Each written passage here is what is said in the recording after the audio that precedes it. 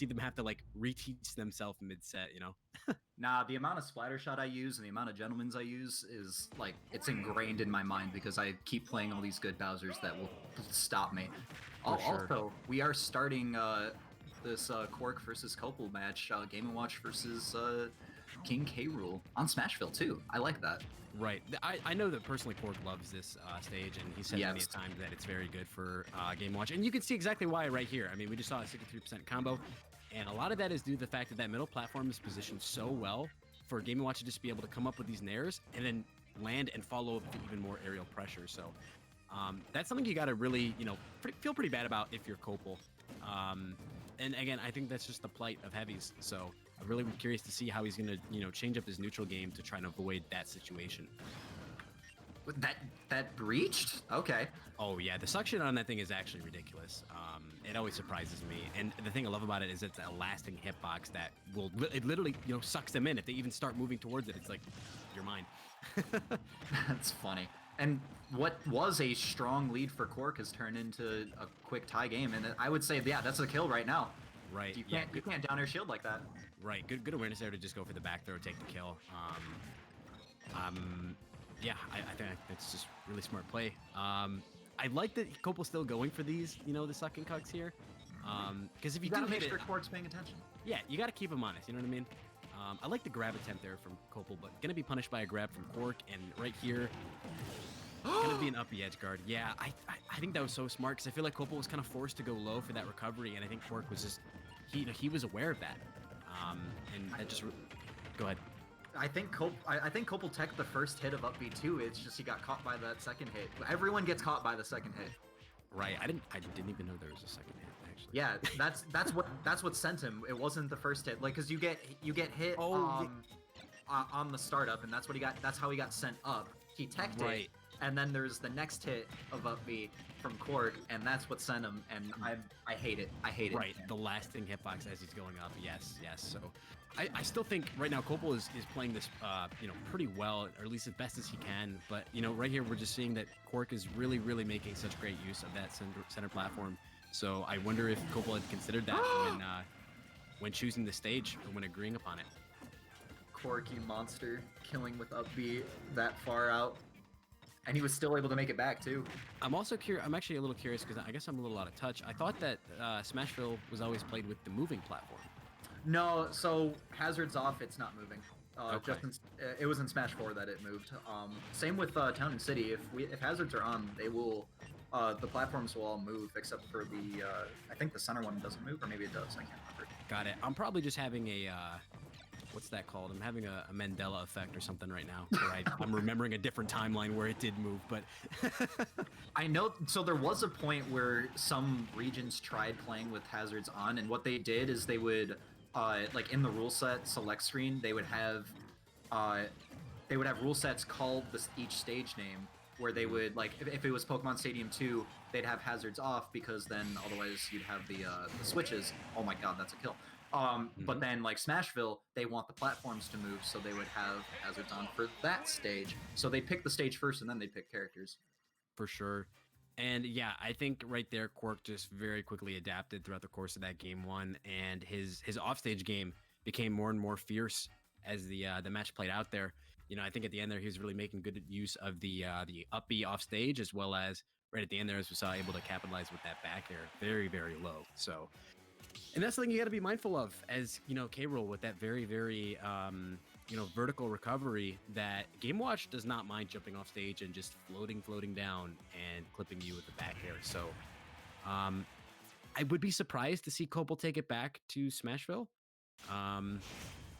Or sorry, it is Smashville, right? That was Smashville, yes. All right, I'm tripping over here. I would be surprised if he went back.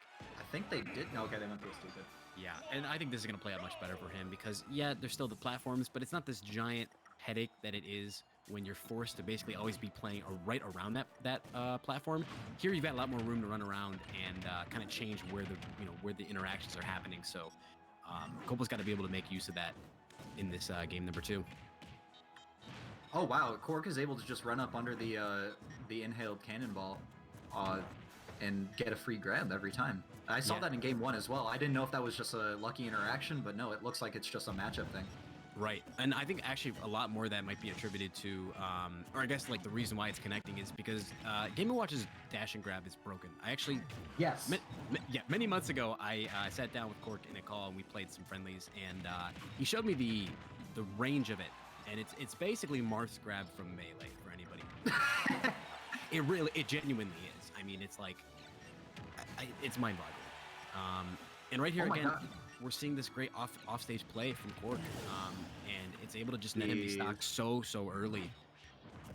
Yeah, And this is Quark why I is think back. this is why I think that he decided to go the Game & Watch as opposed to The Greninja. Greninja. Yeah, I mean, sure, Greninja can do well versus heavies as well. You know, it's combo food, but it's just so oppressive when you're taking these nairs. It's just like you lose one neutral interaction, and from that you lose so much.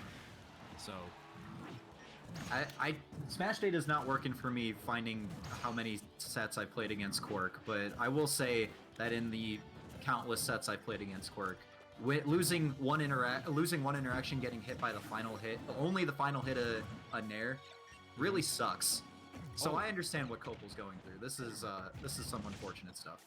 It really is, and I like the idea to try to go for that dash attack. I too probably would have tried to find that if I could, but I think maybe Quark had a little bit of different smash DI there. I'm not sure. Usually you can link that if on that percent.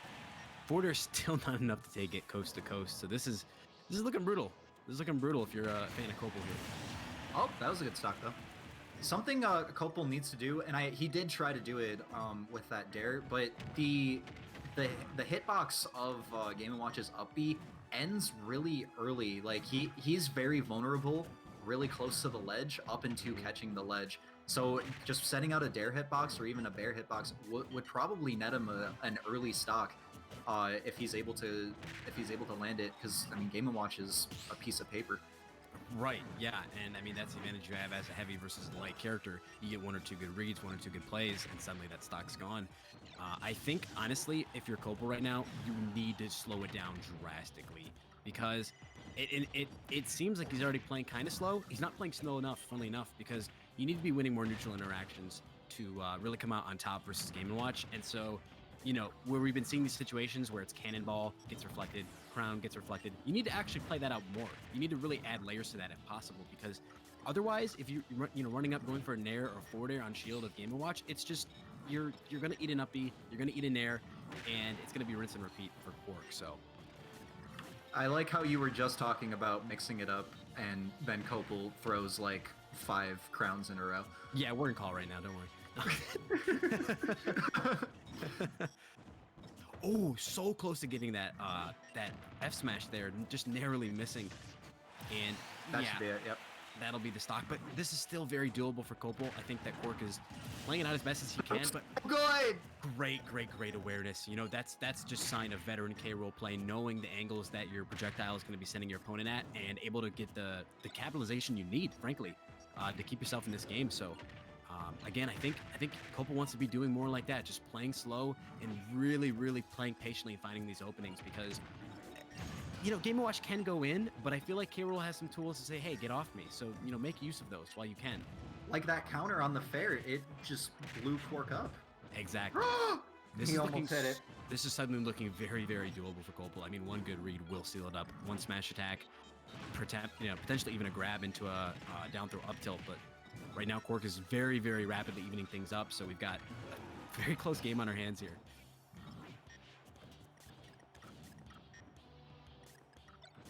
Again, playing the reflect game, but this time he actually takes the crown. Kople losing half of his neutral. Right, and here I love that option from Kople. That was actually so smart because in the past he's gone for his projectile game and then he'll run in with a dash attack. This time he runs up with the shield, and he doesn't get punished, but he isn't able to punish the defensive option of Quark there. So we're seeing some dynamics and some new little scenarios play out between these two players. But you know, it's just looking worse and worse for Kople as time goes on. We're going to start seeing the up smashes now from Quark. He threw one. That means he's going to throw another 10. Oh, crazy little interaction there. The uppie actually clipping the the suction. That's it. Oh my god, he did it. That was crazy. I mean, I think he was just going to go for a suction setup there at the ledge with using the platform. But he opted to just, hold his ground on that platform, and Quark just jumped right into it. And that's going to cost you. It's actually insane how strong the blunderbuss shot is when K-Rool's got that rage. So that's amazing. I'm so happy that happened. That was a thrilling game to watch. Wow.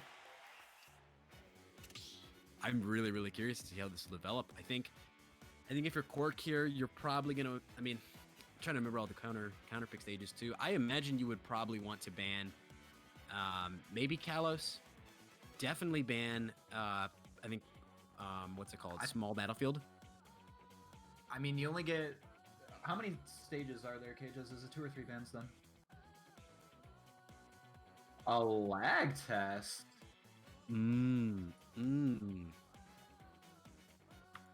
Quark's like, I didn't snap to ledge. It's definitely Wi-Fi. Well, that's interesting. I'm seeing both people actually coming in here and saying that they would like a lag test. So it didn't look choppy to us, but then again, we're not the ones playing. So. We're on screen share, so there's the interpolated data. So yeah.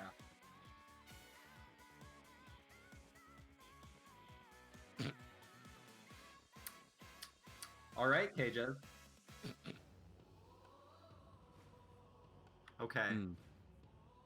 Is this the test, or is this going to be the game 3? This is the...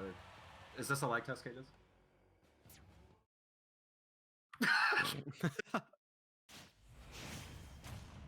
All right. So quick lag test. Quick lag test here. Don't worry about it, guys. You know what? I'm gonna go get some water then, because I am out. So give me 60 seconds. I'll let you have the mic. Oh, of course. I know that people will love to hear the famous Glop here on the mic, and I'll have you folks know that you get my undivided attention and unwavering commentary, because you already know I've got my large hydration thing right here next to me. I've got like easily a gallon of water, so I'm big chilling right now. You guys know that any pro gamer needs to stay hydrated. So for those of you watching at home, please grab your H2O. Keep yourself hydrated. Keep your mind sharp. Keep yourself focused. Stay on your toes. Just like K-Rool stepping on his tippy toes right here. It's looking pretty fine to me, but I can't speak again for the competitors here. So, just the fact that Kople is executing these wavelands so like consistently tells me one of two things: either he practices that in his sleep, or the connection's pretty good. Yeah, Cages in the background here saying there's no lag, so it looks like we're gonna be moving on here to game number 3. Really curious to see how this set is gonna develop. Again, as I was saying earlier, I think if you're Quark, you probably ban Small Battlefield. I'm not sure what the other ban would be, so it's really gonna come down to Kople, deciding what is the best place to play. But it looks like, are they actually having a run back to this stage? No, okay. I guess that was just somebody getting a little bit antsy with the A button, so. Spection here in the chat saying that, who's running the stream? You still got the best of 3 setup. Fix your shit. Yeah, Cages, fix your shit. I'm back, by the way. What'd we find out? No lag. So probably whatever, there was probably some lag that happened in that previous game, but it was intermittent. So they wanted to make sure that you guys were, that they were both fine, which I understand.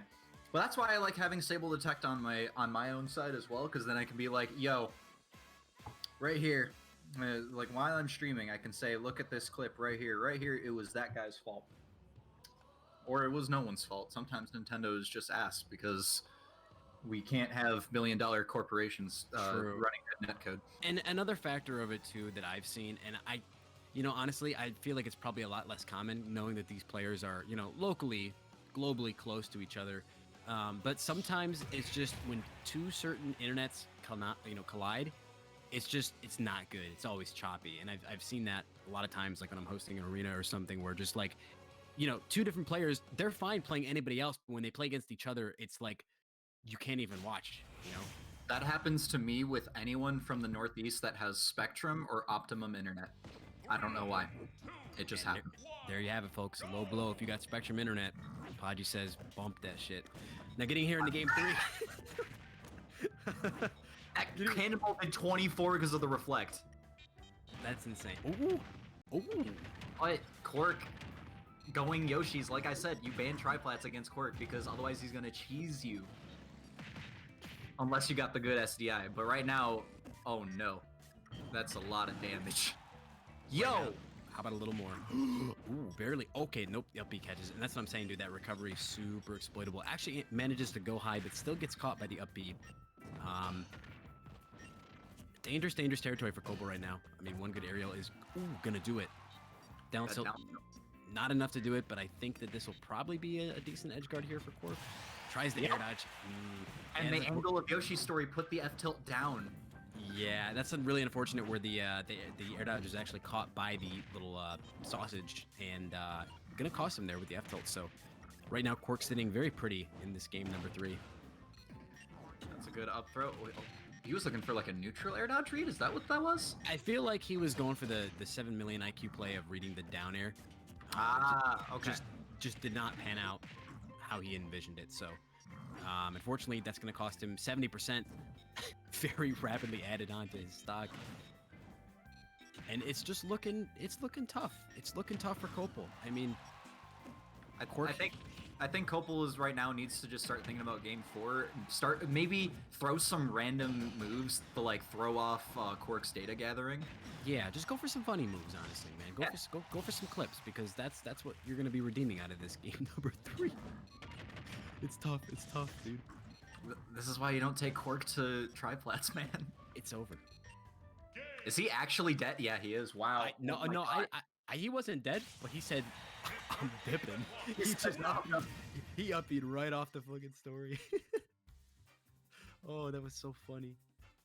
I feel like that wasn't anything like Game & Watch versus Croc. I think that was just matchup inexperience versus Quark. I mean, that could be it, but I really do think it's oppressive because these platforms, like when you're just covered by platforms, you can't land anywhere. And again, the biggest blight of all heavy mains is landing. So it really limits your options because it's like, what are you gonna do? You're either gonna land and shield, and then it's like, okay, I can pressure with shield, or I can just, jump up waveland on the platform and grab you. So it's like you're always forced in the situation where you got to go to the ledge. But as we all know, being at the ledge is very bad. So it's like no matter what you choose, it's bad. So I agree. And that's the worst part though, is that you can only ban, I'm assuming we can only ban 2 stages, correct? If we have 9 stages, then we can ban 3. Anything else, then we ban 2. I don't know how much we have. I can't see the admin stuff. What I would say is that if Kople small battlefield. Okay. I was gonna say if you have 3 bans to work with and you're Kople, you ban triplats and you ban Smashville. I could see that. Well, Smashville's gone because of DSR. Okay, you're right. So yeah, this gets interesting then. I think just you want to keep triplats off no matter what. Do not let him go to battlefield. That is not gonna bode well for you. So we are gonna see the small battlefield going in here into game number 4. So what are they doing? Oh, are we good? We're good? All right, we're good. Yep. And immediately 52%. Oh. Yeah, this is just what happens as when you're heavy versus Game & Watch because nairs are so oppressive. That's a little trick I see Quark go for occasionally is that nair from ledge. It just kind of catches you if you're not being honest there at the ledge. You're not keeping your shield up or you're not ready for it. So, I love seeing other people fall for Quark's like first and second tier mix-ups. Right.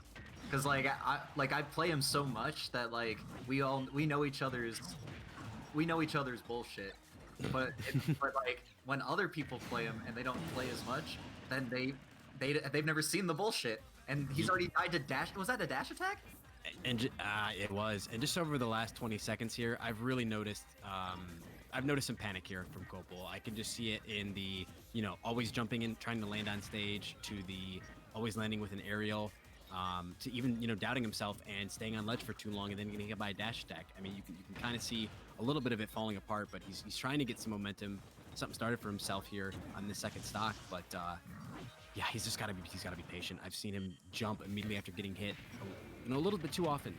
And when you're above your opponent as a heavy, your jump is super, super valuable. I think what he needs to do is just kind of like take the L and just say, okay, I'm gonna go back to the stage. I'm gonna go back to the ledge, and I'm gonna try to find a winning position for myself. He is slowing it down a little bit now, which is good, but I think Quark is starting to catch on to that and is just waiting just a little bit longer before they do anything. Oh, now they're fine. Okay, I forgot. Game & Watch has a stupid neutral or a directional air dodge.